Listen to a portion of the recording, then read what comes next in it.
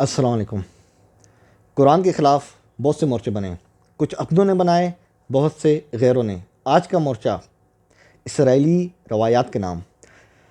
دوستو، ہمارا موقف ہے کہ صحیح البخاری اور صحیح مسلم، جسے آپ لوگ صحیحین کے نام سے جانتے ہیں، اس کے اندر اسرائیلی روایات موجود ہیں۔ جو لوگ روایات کو، حدیث کو مانتے ہیں، ان کا کہنا ہے کہ ایسی بات نہیں ہے۔ تو آج کی نشست میں، آج کی بیٹھک میں، آج کی مجلس میں ہم انشاءاللہ اس چیز کا جائزہ لیں گے، آیا کہ صحیح البخاری میں اسرائیلی روایات موجود ہیں یا نہیں۔ ابو ہریرہ رضی اللہ عنہ صحابی، یہ اسرائیلی روایات بیان کرتے تھے، اور اسرائیلی روایات بیان کرنا کوئی بری بات نہیں ہے، مطلب یہ آپ اس چیز کو آپ سمجھیں۔ یہ اسرائیلی روایات کہتے کیسے ہیں؟ یہ جو پرانے جو سابقہ جو علماء تھے، جس طرح کعب الاخبار ہو گئے یا اور لوگ ہو گئے، یہ یہودی تھے، پھر انہوں نے اسلام قبول کیا۔ تو یہ جو کتب یہود اور جو کتب نصارہ ہے، جو محرف شدہ ہے، تبدیل شدہ، یہ اس میں سے روایات بیان کرتے تھے کہ اس میں یہ لکھا ہے یا اس میں یہ لکھا ہے، انہیں کہتے ہیں اسرائیلی روایات۔ اچھا، ابو ہریرہ رضی اللہ عنہ، ان کے تھرو یہ روایات کتب حدیث میں آ گئیں۔ تو بعض لوگ یہ بات مانتے نہیں ہیں، ہے نا، وہ کہتے نہیں یہ بات درست نہیں ہے۔ تو مجھے بعض لوگوں نے چیلنج کیا کہ ابو جعفر تنولی صاحب آپ ثابت کریں، تو انشاءاللہ ان کی کتب حدیث سے ہم ثابت کریں گے کہ اسرائیلی روایات نہ صرف موجود ہیں بلکہ ابو ہریرہ رضی اللہ عنہ اس کو بیان کرتے تھے۔ اب وقت ضائع نہیں کرتے، ٹھیک ہے، اب بسم اللہ کرتے ہیں آپ کے سامنے۔ اب میں ساتھ ساتھ ثبوت پیش کروں گا، اور انشاءاللہ آپ کی جو اسکرین پہ آپ کو اسکرین شاٹ بھی نظر آئے گا، ٹھیک ہے۔ ابھی پہلا اسکرین شاٹ آپ دیکھنے جا رہے ہیں، یہ ہے پہلی گواہی۔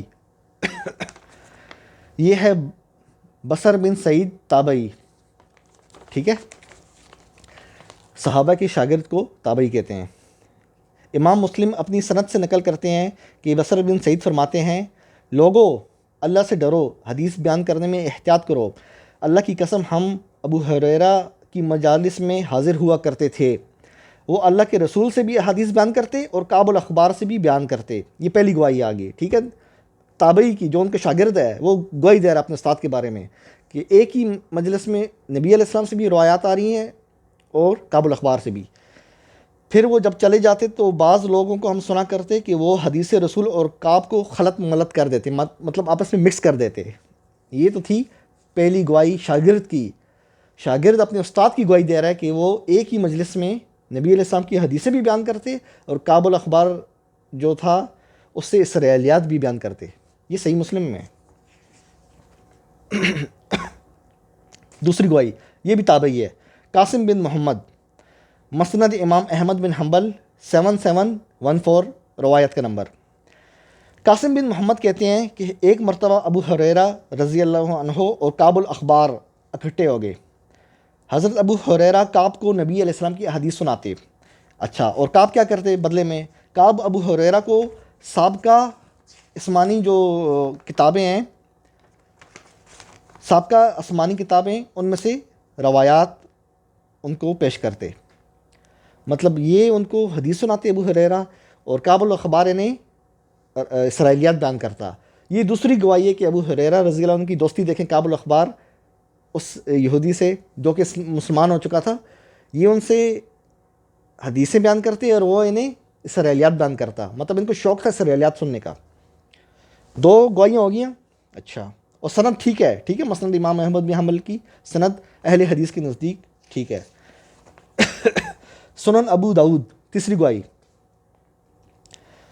اسکرین شاٹ چل رہا ہے، 1046 روایت کا نمبر، طویل روایت ہے، بہت لمبی روایت ہے، جس میں ابو ہریرہ اور کعب کی ملاقات ثابت ہے اور ایک دوسرے کو روایات بتانا بھی ثابت ہے، مطلب دونوں وہی پہلا والا کام، ایک دوسرے سے ملنا اور ایک دوسرے کو یہ حدیث سناتے اور وہ انہیں اسرائیلیات بیان کرتا۔ دوستو، یہ سب سے بڑا ثبوت ہے کہ صحیح البخاری میں اور صحیح مسلم میں، ان دونوں میں اسرائیلی روایات موجود ہیں۔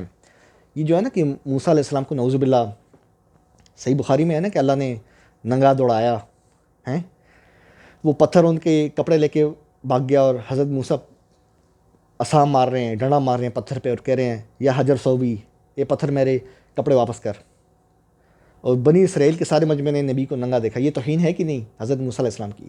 کون بیان کر رہے ہیں؟ ابو ہریرہ رضی اللہ عنہ۔ کس سے بیان کر رہے ہیں؟ اسرائیلیات، کابل اخبار سے، اور کوئی صحابی بیان نہیں کر رہا۔ اسی طرح ابراہیم علیہ السلام کے 3 جھوٹ اور بھی روایات ہیں، وہ انشاءاللہ میں ان پہ الگ ویڈیو، ہر روایت پہ ایک الگ ویڈیو بناؤں گا انشاءاللہ۔ اتنا تو ثابت ہو گیا ابو ہریرہ رضی اللہ عنہ اسرائیلیات بیان کرتے تھے۔ اچھا، سیدہ عائشہ ام المؤمنین، میری آپ کی والدہ، روحانی ماں ہماری، رضی اللہ عنہا، انہوں نے ابو ہریرہ رضی اللہ عنہ پہ تنقید کی ہے۔ طبقات ابن سعد کی یہ روایت آپ کی اسکرین شاٹ چل رہا ہے، اس کی سند اہل حدیث کے نزدیک ٹھیک ہے۔ سیدہ عائشہ ابو ہریرہ کو کہتی ہیں انک لتحدث عن النبی صلی اللہ علیہ وسلم حدیثا ما سمعته منہ، تم نبی علیہ السلام سے مطلب ایسی روایات بیان کرتے ہو کہ اپنی زندگی میں یہ روایات نہیں سنی، میں بیوی ہوں، ہر وقت نبی علیہ السلام کے ساتھ گھر میں ہوتی ہوں، ان کے کمرے میں ہوتی ہوں، میں نے یہ روایت سنی نہیں، آپ کو کس طرح پتہ لگا؟ یہ تنقید کی ہے۔ تو ابو ہریرہ آگے سے جواب دیتے ہیں کہ ماں جی آپ کو گھر کے کام کاج اور سرما مطلب میک اپ شیک اپ انہوں نے مصروف رکھا، اور مجھے ان چیزوں کی کوئی ضرورت نہیں تھی۔ مطلب یہ ام المؤمنین کی ان پہ جرا ہے، یہ نہیں کہ خدا نخواستہ ابو ہریرہ رضی اللہ عنہ کوئی جھوٹ بولتے تھے، مراد یہ ہے کہ یہ اسرائیلیات بیان کرتے تھے، ایسی روایات جو نبی علیہ السلام نے بیان ہی نہیں کی۔ اچھا، اگلی حدیث مصنف ابن ابی شیبہ، یہ امام بخاری کے استاد ہیں، امام بخاری کی ٹیچر ہیں، انہوں نے کتاب لکھی ہے، ان کا نام ہے ابو بکر بن ابی شیبہ، انہوں نے کتاب لکھی ہے جس کو کہتے ہیں مصنف، ٹھیک ہے۔ اچھا دوستو، یہ آپ کی اسکرین شاٹ پہ آ رہی ہے روایت، اس کی سند اہل حدیث کے نزدیک ٹھیک ہے۔ حضرت عائشہ جو ہے وہ ایک چپل پہن کے چلا کرتی تھیں اور کہتی تھیں لأخالفن ابا حریرہ، لأخالفن ابا حریرہ، یعنی میں ابو حریرہ کی مخالفت کروں گی، کیونکہ ابو حریرہ روایت کرتے تھے نا کہ نبی علیہ السلام نے ایک چپل پہننے سے منع کیا ہے، مطلب 2 پہننی چاہیے، تو وہ ایک پہن کے کہتی تھی میں ابو حریرہ تمہاری مخالفت کروں گی۔ تو اسی طرح بعض اور اصحاب ہیں جنہوں نے ان کی روایات پہ بات کی ہے۔ اب میں آتا ہوں ابراہیم نخعی۔ یہ ابراہیم نخعی کون ہے؟ یہ صحیح بخاری کا راوی ہے اور تابعین میں سے ہے، صغار تابعین میں سے، لیکن ہے تابعی ہے۔ اس نے ابو ہریرہ رضی اللہ عنہ کی روایات پہ جرح کی ہے۔ دیکھیں معاصر ہم زمانہ کی جو جرح تعدیل ہے نا اس کو قبول کیا جائے گا، جس طرح ہوتا ہے نا، جس طرح محدثین کہتے ہیں کہ فلانا تابعی سے کیا ہے، فلانا تابعی ضعیف ہے، کہتے ہیں نا، مثال کے طور پہ امام نسائی نے کہہ دیا یا امام بخاری نے کہہ دیا، اپنے سے پیدا ہونے والے پہلے راوی کے بارے میں کسی بھی محدث کا بیان قابل قبول نہیں ہوگا۔ قرآن کے مطابق صرف اور صرف اپنے ہم زمانہ، جس طرح میں اور آپ ہم زمانہ ہے نا، میں بول رہا ہوں آپ سن رہے ہیں، اپنے معاصر اپنے ہم زمانہ کی جرح اور تعدیل ہی قبول کی جائے گی۔ یہ ابراہیم نخعی ابو ہریرہ رضی اللہ عنہ کے زمانے کا بندہ ہے اور بڑا تابعی ہے اور ثقہ تابعی ہے، بڑا مشہور ہے، محدثین نے اس کو ثقہ کہا ہے، جو اس کے زمانے کے محدثین ہیں انہوں نے اس کو ثقہ کہا ہے۔ یہ آپ کی اسکرین شاٹ چل رہا ہے روایات پہ، آپ کی اسکرین پہ۔ ابراہیم نخعی کہتے ہیں وما كانوا يأخذون بكل حدیث ابو حریرہ الا ما كان من حدیث صفت جنہ او نار، یعنی ابو حریرہ کی ساری روایات کو ہم نہیں لیتے تھے، بس یہ جو حدیثیں جنت اور جہنم کے بارے میں، جو تخویف کے بارے میں جو روایات آتی ہیں ہم ان کو لیتے تھے، مطلب ہر روایت کو ہم حجت نہیں سمجھتے تھے۔ وروى الأعمش عن ابراہیم ما كانوا يأخذون بكل حدیث ابو حریرہ، ابراہیم نخعی سے یہ روایت ثابت ہے۔ شریک المغیرہ نے ابراہیم کا ترک بھی ہے، ثوری عن منصور عن ابراہیم کا ترک بھی ہے، اور بھی کئی ترک ہیں۔ ابراہیم نخعی کہتے ہیں کہ کان اصحابنا، یعنی ہمارے اصحاب بھی، مطلب ابراہیم نخعی اکیلا بندہ نہیں ہے، وہ اپنے اصحاب کے بارے میں بھی کہہ رہا ہے کہ وہ بھی ابو ہریرہ رضی اللہ عنہ کی روایات نہیں لیتے تھے۔ اندازہ کریں، تابعی صحابہ کے شاگرد وہ یہ بات کر رہا ہے، صحیح بخاری کا راوی ہے یہ ابراہیم نخعی، وہ ابو ہریرہ رضی اللہ عنہ پہ جرح کر رہا ہے کہ ان کی ساری روایات ہم نہیں لیتے تھے۔ کیوں؟ وجہ میں نے آپ کو پہلے بتا دی ہے، یہ اسرائیلیات بھی بیان کرتے تھے۔ صحیح مسلم 7054 اسکرین شاٹ چل رہا ہے.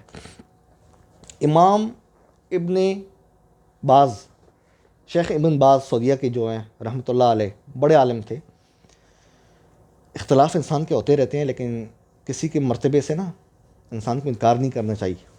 اگر 2 4 5 10 چیزیں آپ کی کسی سے ملتی ہیں نہیں ملتی ہیں نا، اس کا یہ مطلب نہیں آپ اس پہ کاٹا پھیر دو، ہے نا. تو انہوں نے بھی صحیح مسلم کی اس روایت کو، جس کا نمبر ہے 7054، اس کو اسرائیلی باطل روایت کہا ہے کہ یہ روایت اسرائیلی اور باطل ہے. راوی کون ہے؟ ابو ہریرہ رضی اللہ عنہ. دیکھیں ساری کڑیاں ایک ہی طرف جا رہی ہیں کہ ابو ہریرہ اسرائیلیات بیان کرتے تھے.